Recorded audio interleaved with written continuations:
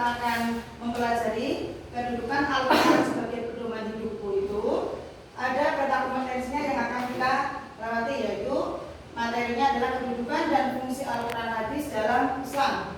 Kemudian aktivitas kita nanti akan membaca, menghafal, tanya jawab berdiskusi, tanya jawab, menganalisis dan penugasan. Kemudian untuk keterampilannya ada berpikir kritis, berkomunikasi, berkolaborasi, berkreasi, berliterasi, dan disiplin.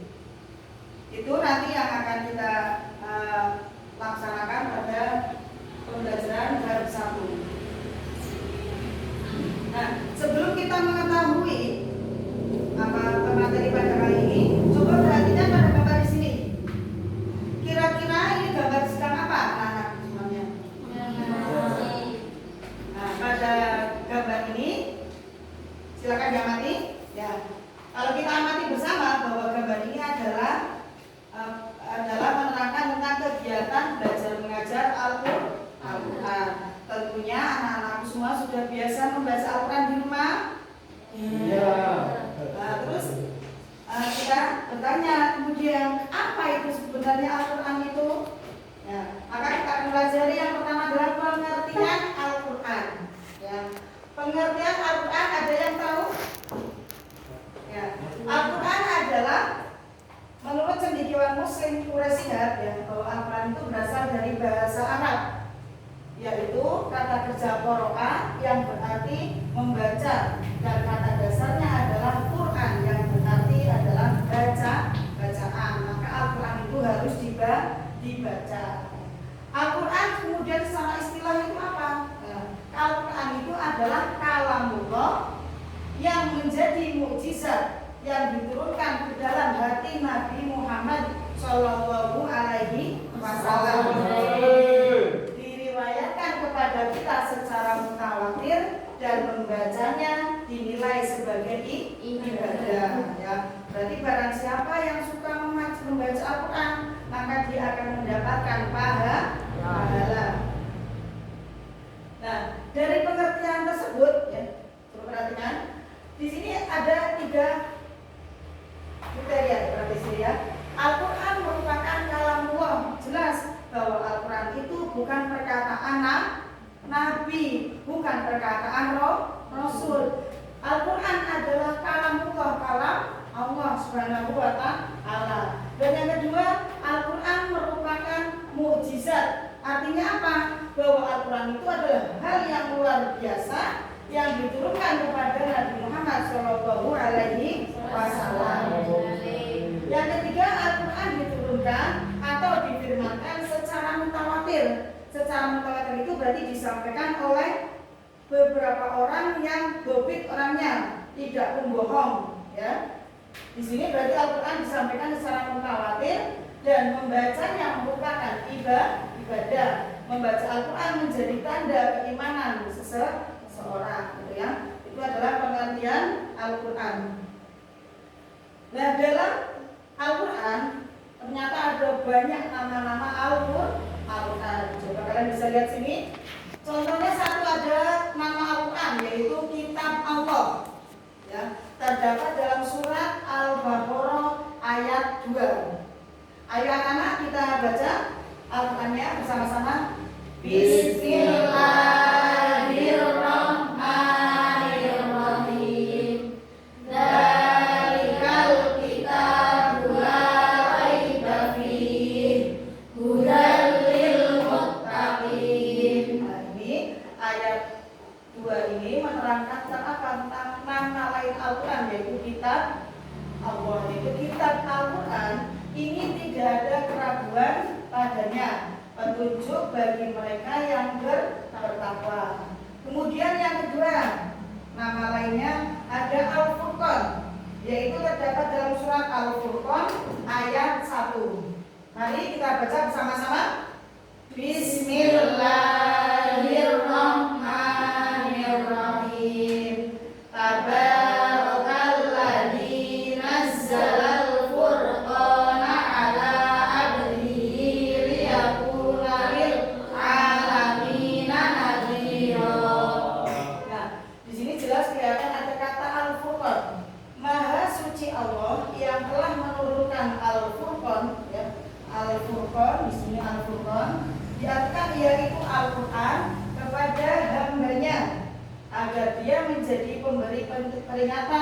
kepada seluruh alam.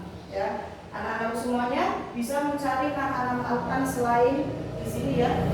Kalau pas membaca Al-Quran. Nah, kemudian sebenarnya untuk apa sih Al-Quran itu? Ada yang tahu? Nah, Al-Quran itu yang biasa kita baca itu adalah sebagai pedoman bagi umat Islam. Nah, secara ini, maka pada pelajaran kali ini adalah fungsi Al-Quran secara umumnya dulu. Yang pertama yaitu Al-Quran sebagai sumber ajaran hukum Islam yang utama.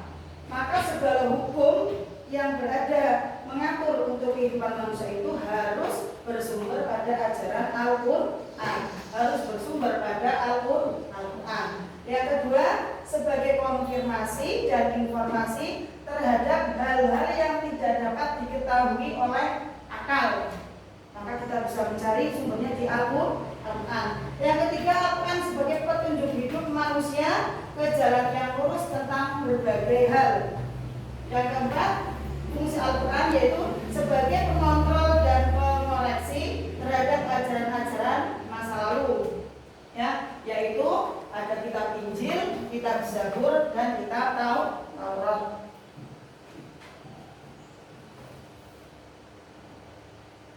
Gitu ya. Kalau tadi itu adalah fungsi secara umum, maka dalam Al-Quran sendiri Al-Quran itu mempunyai fungsi. Dalam Al-Quran sendiri itu artinya ditunjukkan dalam Al-Quran, yaitu Al-Quran menjadi petunjuk bagi manusia secara umum. Dua, petunjuk bagi orang-orang yang bertakwa, dan petunjuk bagi orang-orang yang beriman. Itu dalam dijelaskan dalam Al-Quran. Nah, kemudian di sini bagaimana kaitannya Al-Quran dengan kitab-kitab yang dahulu? Karena Al-Quran itu adalah kalam Allah yang diturunkan terakhir. Maka bagaimana Al-Quran itu sebagai kitab-kitab yang dahulu? Al-Quran dalam hal ini sebagai penyempurna kitab-kitab terdahulu. Karena dulu sebelum Al-Quran ada kitab namanya kitab Injil, Zabur, Taurat. Maka Al-Quran itu sifatnya sebagai penyempurna. Diterangkan dalam surat Al-Maidah. Ayo anak-anak kita baca bersama. Bismillahirrahmanirrahim. Wa anzalna ilaikal kitaba bil haqqi musaddiqan lima baina yadayhi minal kitabi wa muhaiminan alaihi fahkum bainahum bima anzalallahu ala tattabi' ahwa'ahum amma ja'a minal haqq. Ya, dari ayat ini Astagfirullahaladzim, ayat surat Al-Maidah ya, ayat 48. Artinya apa? Dan kami telah menurunkan kepadamu Al-Quran dengan membawa kebenaran, membenarkan apa yang sebelumnya, yaitu kitab-kitab yang diturunkan sebelumnya, dan sebagai hakim terhadap kitab-kitab yang lain itu. Maka putuskanlah perkara mereka menurut apa yang Allah turunkan, dan janganlah kamu mengikuti hawa nafsu mereka dengan meninggalkan kebenaran yang telah datang kepadamu. Quran surat Al-Maidah ayat 48. Nah, kemudian fungsi Al-Quran bagi kehidupan manusia. Yang kedua ini, fungsi Al-Quran bagi kehidupan manusia itu ternyata itu ada pada nama-nama Al-Quran tersendiri. Nanti kalian bisa mencari nama-nama Al-Quran yang ada di Al-Quran. Nanti kita bisa menemukan, oh ternyata nama-nama Al-Quran itu banyak ya. Nama-nama Al-Quran tersebut itu mengandung arti sesuai dengan tujuannya masing-masing, sesuai dengan fungsinya masing-masing. Contoh, setiap nama Al-Quran memiliki arti yang menunjukkan fungsi dari Al-Quran tersebut ya. Contohnya, Al-Huda artinya petunjuk. Al-Huda artinya petunjuk, berarti Al-Quran itu sebagai petunjuk. Kemudian yang kedua ada Al-Furqan. Al-Furqan artinya pembeda. Nah, di sini Al-Quran berarti fungsinya adalah sebagai pembeda. Pembeda apa? Pembeda antara yang hak dan yang batil, yang salah dan yang benar, dan lain-lain ya.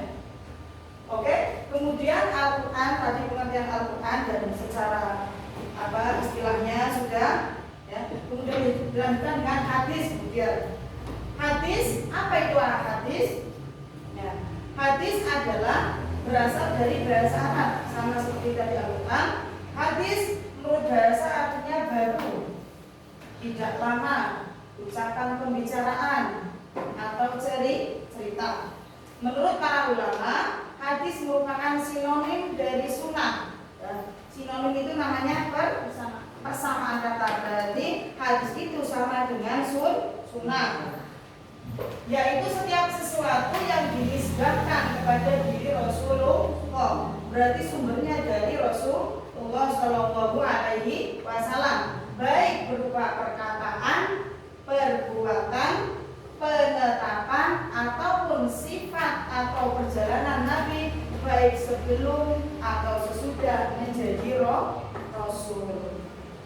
Ya, dari pengertian tadi dan sini berarti ada 4 kata penting bahwa hadis itu mencakup 4. Apa saja? Perkataan. Ya, perkataannya siapa? Yang jelas perkataannya Nabi Muhammad.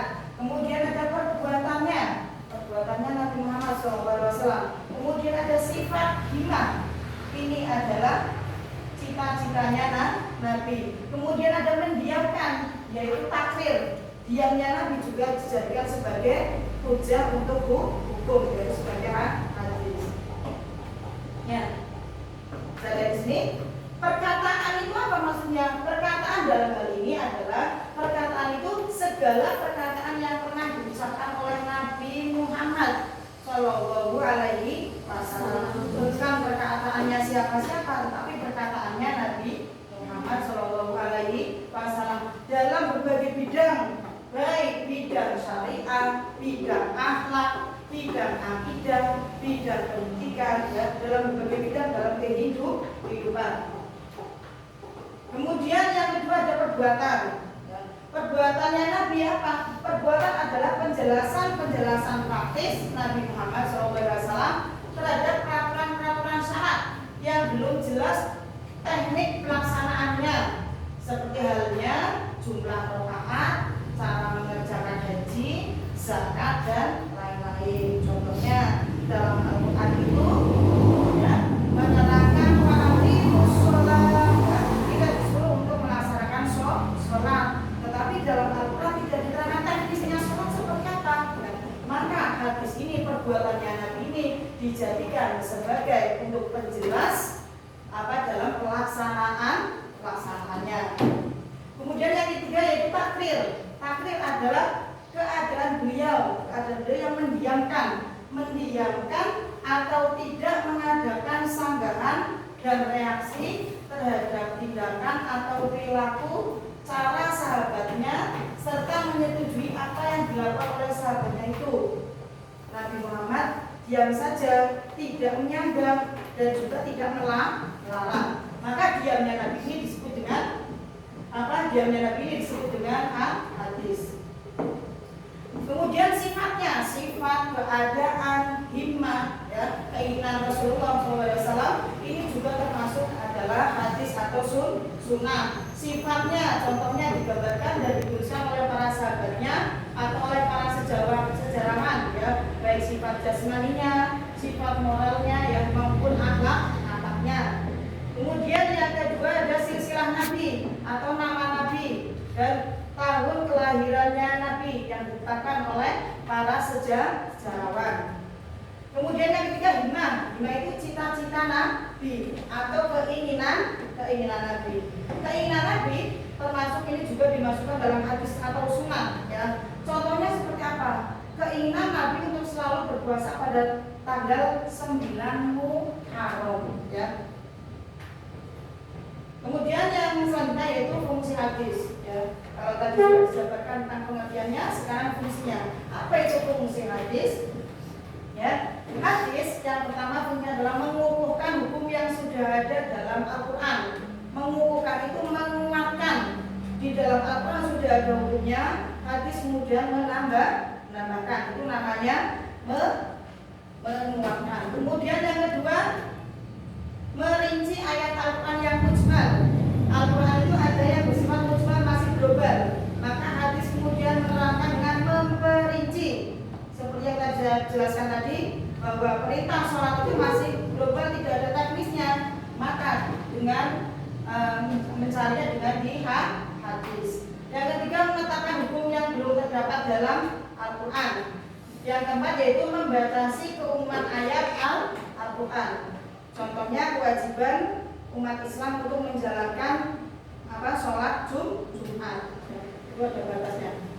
Kemudian fungsi Al-Quran dan hadis dalam Islam ya, kedua-duanya, bahwa Al-Quran itu merupakan kitab suci terakhir yang diturunkan Allah Subhanahu wa Ta'ala, yaitu sebagai penyempurna kitab-kitab Allah. Ya, seperti saya tadi mengatakan bahwa Al-Quran itu adalah kalamullah yang diturunkan terakhir, maka Al-Quran itu adalah sebagai penyempurna kitab yang dulu. Kemudian Al-Quran itu adalah sumber hukum pertama dan utama bagi umat Islam. Dan yang ketiga ada hadis. Hadis itu apa? Hadis itu adalah kedudukannya sebagai sumber hukum yang kedua setelah Al-Quran.